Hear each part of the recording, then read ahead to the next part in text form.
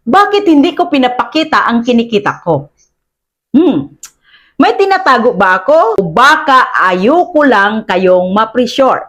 Pakinggan mo muna hanggang dulo bago ka humusga. Maraming nagsasabi, kung totoo ka, ipakita mo ang earnings mo. Kung successful ka, dapat may resibo. Pero ito ang tanong ko sa iyo, makakatulong ba sa iyo ang pera ko o ang proseso ko?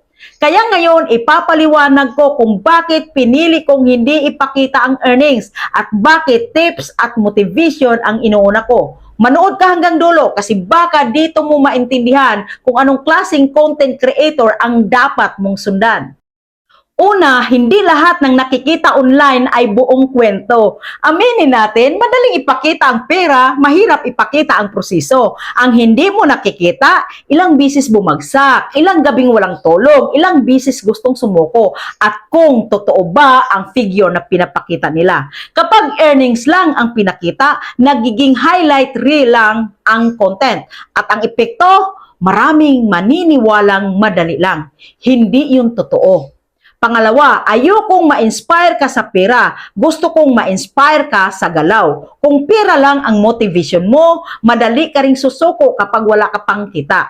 Pero kapag na-inspire ka sa consistency, disiplina at tamang mindset, kahit wala pang earnings, tuloy ka pa rin. Mas gusto kong turuan ka paano mag-isip, hindi lang kung magkano ang kinita. Pangatlo, earnings content minsan nagdudulot ng pressure at inggit. Real talk, hindi lahat ng nanonood na sa parehong sitwasyon. May iba, maraming utang, may problema sa pamilya, may pangarap pero walang puhunan. Kapag araw-araw earnings ang nakikita nila, hindi motivation ang mararamdaman, kundi pressure at self-doubt. Ayokong maging dahilan ng paghina ng loob mo. Pang-apat, ang tunay na sukatan ng success ay hindi pera lang. Oo, mahalaga ang pera. Hindi tayo plastic. Pero hindi lang yan ang sukatan ng success. Success din ang may natutulungan ka. May natutunan ang audience mo. May nababago kang mindset. Kung may isang taong hindi sumuko dahil sa content mo, panalo na yun. Ito ang totoo. Darating ang panahon na pwede kong ipakita ang earnings ko.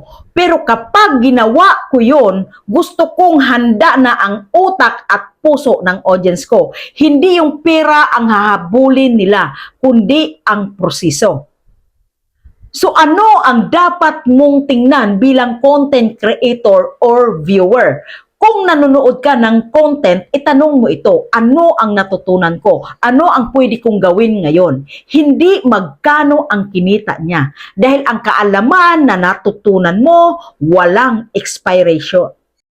Kaya kung mapapansin mo, tips at motivation ang laman ng content ko. Hindi dahil wala akong earnings, kundi dahil mas mahalaga sa akin ang foundation mo kaysa inggit mo. Kapag matibay ang mindset mo, susunod ang results. At kapag dumating ang earnings mo, hindi mo na kailangan ipakita. Ramdam na yan sa galaw mo. Kung nakaabot ka hanggang dito, ibig sabihin seryoso ka sa growth. At ang seryosong creator, hindi minamadali ang tagumpay. Gets mo ba? Paki-comment naman at paki-like, follow and share.